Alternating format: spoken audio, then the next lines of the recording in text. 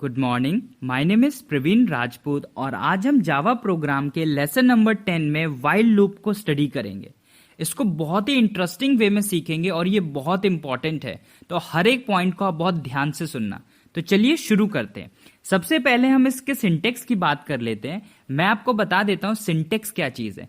Syntax means होता है किसी भी चीज का एक मेथड। जैसे फॉर एग्जाम्पल हम लोग लेटर लिखते हैं तो हम फॉर्मल लेटर लिख रहे हैं हमारे स्कूल के प्रिंसिपल को या हमारी यूनिवर्सिटी के वाइस चांसलर को, तो हम क्या करते हैं उसमें उनके सबसे पहले किसके बिहाफ में लिख रहे हैं, डेट, उसके बाद सारा बॉडी और नीचे जो भी हमें योर्स फेथफुली वगैरह इस तरीके से लिखते हैं। तो क्या किया आपने, एक फॉर्मेट है वो, हमें जो भी चीजें करनी है हम नीचे बीच में चेंजेस कर सकते हैं लेकिन उस फॉर्मेट को नहीं बदलना। वही चीज है यहाँ पे आपका सिंटेक्स, याद रखना इस बात को। तो ये देखिए लिखा हुआ है व्हाइल, WHILE, आप ऐसे भी बोल सकते हैं WHILE, दोनों फॉर्म सही है। तो आपको लिखना है व्हाइल, उसके बाद आप देखिए यहाँ पे लिखा हुआ कंडीशन, तो इसी तरीके के ब्रैकेट में आपको कंडीशन लिखनी है। For example I is less than और इक्वल्स टू 5, ठीक है। इस तरीके की कंडीशन मींस हम जो फॉर लूप हमने प्रीवियस अपने लेसन में सीखा था, फॉर लूप आपको याद होगा, फॉर लूप में हम लोग सेंटर में कंडीशन लिखते थे, ठीक है, वही है यहाँ पे ये कंडीशन। उसके बाद आपको पता है जब भी हम कोई भी चीज लिखते हैं तो उसके काम को कराने के लिए हम एक कर्ली ब्रेसेस लगाते हैं, ठीक है। फिर अंदर आपके स्टेटमेंट्स, जैसे लेटर का मैंने बताया था वैसे यहाँ पे क्या है, ये पूरी की पूरी बॉडी जो भी आपको यहाँ पे वर्किंग करवानी है वो, और उसका कर्ली ब्रेसेस फिर बंद, है ना। बहुत इजी और बहुत इंटरेस्टिंग वे में। सबसे पहले तो मैं आपको एक सिंपल सा प्रोग्राम बताऊंगा और आप बहुत जल्दी सीख जाएंगे। तो चलिए शुरू करते हैं। इसमें देखिए आप यहां पे सबसे पहले मुझे यहाँ पे एक पर्सन ने कमेंट दिया था कि सर आप फ्लो डायग्राम के भी थ्रू सिखाया करिए, तो आप इसमें देखिए flow diagram of while loop. यहां पे flow diagram in the sense ये जो आप देख रहे हैं इसको बोलते हैं फ्लो डायग्राम। सबसे पहले वही जो हमने लिखा व्हाइल, उसकी कंडीशन लगा दी। हमारे कंडीशनल कोड जो भी हमें उस बॉडी में लिखना है, अगर हमारी कंडीशन ट्रू होगी तो क्या होगा, जो भी कोड लिखे होंगे वो कोड रन करेंगे, और अगर हमारी कंडीशन फॉल्स होगी तो लूप क्लोज होके हमारा क्या हो जाएगा, हमारा जो कंपाइलर है वो सीधे सीधे कर्ली ब्रेसेस के बाहर आ जाएगा। बात समझ में आई? इसको एक बार फिर से रिपीट कर देता हूं। आप लिखेंगे व्हाइल आपकी कंडीशन, जब ये कंडीशन आप लिखेंगे अगर ये कंडीशन ट्रू होगी तो वो क्या करेगा, कोड रन कराएगा, ठीक है। और जब तक वो उस पे जो भी हम इंक्रीमेंट डिक्रीमेंट की कंडीशन लगा रखी होगी वो कंडीशन ट्रू होती रहेगी, ये बार बार लूप आपका चलता रहेगा। जैसे ही ये कंडीशन फॉल्स हो जाएगी आपका लूप क्या हो जाएगा, क्लोज। बहुत सिमिलर है हमारे फॉर लूप के, आप बहुत अच्छे से सीख जाएंगे अगर आपने मेरे सारे लेसन्स प्रीवियस देखे हुए। फॉर लूप का कॉन्सेप्ट मैंने खुद कंपाइलर बनके आपको हर एक चीज बताई है, स्टेप बाय स्टेप आउटपुट दिखाना सिखाया है। सेम वही चीज को फॉलो करते हुए हम यहां पे भी सीखेंगे। तो अब चलिए एक बेसिक प्रोग्राम देखते हैं। इसका जो बेसिक प्रोग्राम है मैं पहले आपको आउटपुट बता देता हूं। होता क्या है, जब हमें आउटपुट पता होता है तो हमें अपना डेस्टिनेशन फाइंड आउट करने में काफी सहूलियत हो जाती है। तो आप यहां पे देख लीजिए, ये है हमारा डेस्टिनेशन पॉइंट यानी कि आउटपुट। एक और इसमें कॉलम में 1 2 3 4 5 ऐसे आपको प्रिंट कराना है। तो चलिए अब इसको देखते हैं। यहां पे देखिए, आपको पता है हम जावा का प्रोग्राम कर रहे हैं और जावा के प्रोग्राम में क्या होता है, सबसे पहले हम लोग लिखते हैं क्लास, ठीक है, और फिर उसके क्लास का नाम। तो मैं क्या है, व्हाइल लूप में एक डेमो आपको बता रहा हूं, इसीलिए मैंने उसका लिख दिया व्हाइल डेमो। आप सबसे एक रिक्वेस्ट है, आप जिस चीज के रिलेटेड प्रोग्राम बनाएं हमेशा वही क्लास दें।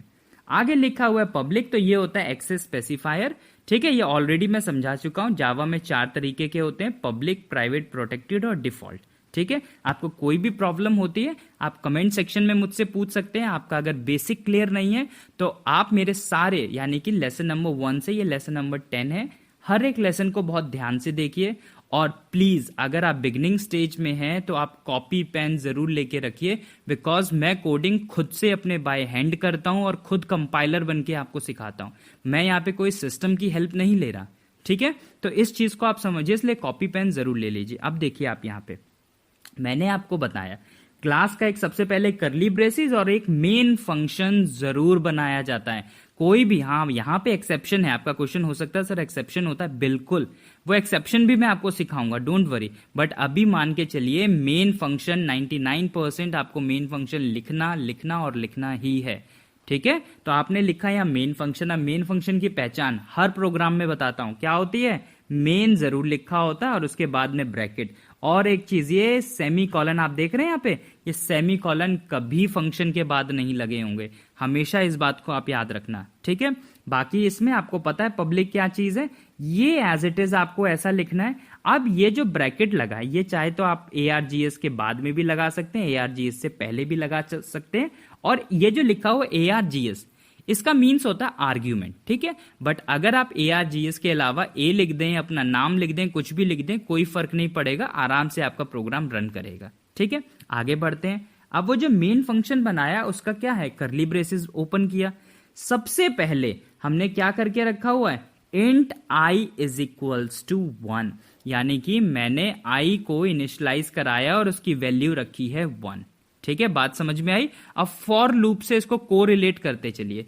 फॉर लूप में क्या कर रहे थे, फॉर लूप के अंदर सबसे पहले क्या किया था, हमने इनिशियलाइज ही तो कराया था i को। अगर आपको कोई भी प्रॉब्लम होती है मेरे प्रीवियस लेसन प्लीज देखते हुए चलिए, नहीं तो आपको समझ में नहीं आएगा, ठीक है। तो क्या चीजें हैं यहाँ पे, क्या था उसमें सबसे पहले इनिशियलाइज, तो वही मैंने यहाँ पे सबसे पहले इनिशियलाइज करा दिया।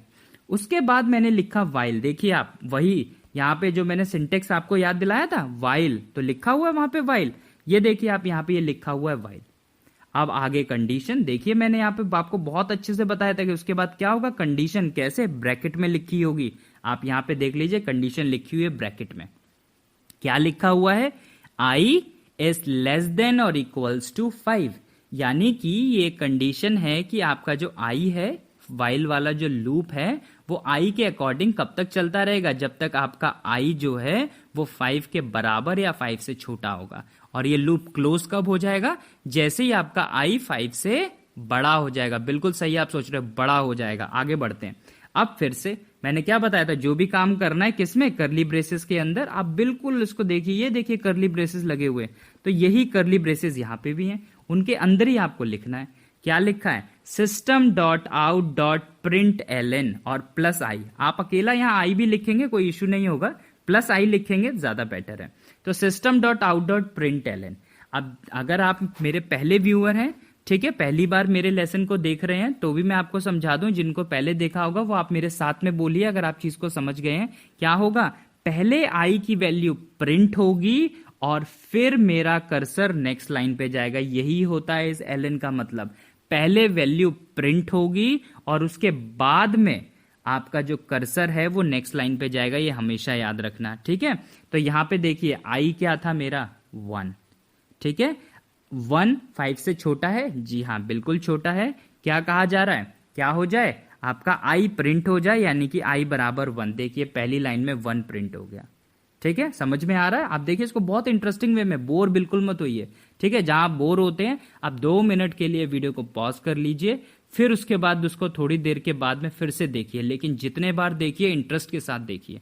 यहां पे देखो आप, system.out.print प्लस आई हो गया था, उसके बाद बोल दिया i प्लस प्लस, करली ब्रेसेस के अंदर ही है, तो i plus plus. i plus plus मतलब अब i की वैल्यू एक और इंक्रीज हो जाएगी, और वो कितनी हो जाएगी, 2। अब i की वैल्यू 2 हो गई। आप देखिए कंडीशन ट्रू है, जी हाँ बिल्कुल ट्रू है। क्या हो जाएगा, i वहां पे 2 हो जाएगा और प्रिंट, तो 2 हो गया आपका। कर्सर कहां आ जाएगा, तीसरी लाइन में। फिर से बोल दिया गया i प्लस प्लस, क्या चीज हो जाएगी, i प्लस प्लस, यानी कि i क्या हो जाएगा इस बारी 3। और कंडीशन देखिए 3 5 से छोटा है, जी हाँ बिल्कुल छोटा है। क्या हो जाए, i प्रिंट हो जाए, तो 3 प्रिंट हो गया। ln लगा था तो कर्सर कहां आ गया, 4th लाइन में। अब फिर से हो गया i प्लस प्लस, अब i कितना हो जाएगा, 4।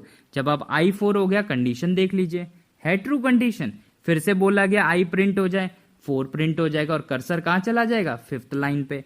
अब i फिर से बोल दिया गया प्लस प्लस, कैसा हो जाएगा, इंक्रीज होके बन जाएगा 5। जब i आपका 5 बन जाएगा, कंडीशन देख लीजिए, क्या लिखा था, जो i है या तो छोटा हो या बराबर हो, तो 5 5 के इक्वल है, ठीक है। तो क्या हो जाएगा, फिर से i प्रिंट, यानी कि 5 प्रिंट हो जाएगा, और जो कर्सर है वो आपका नेक्स्ट लाइन में चला जाएगा। अब कैसा हो जाएगा, i जो है वो मेरा 6 हो जाएगा।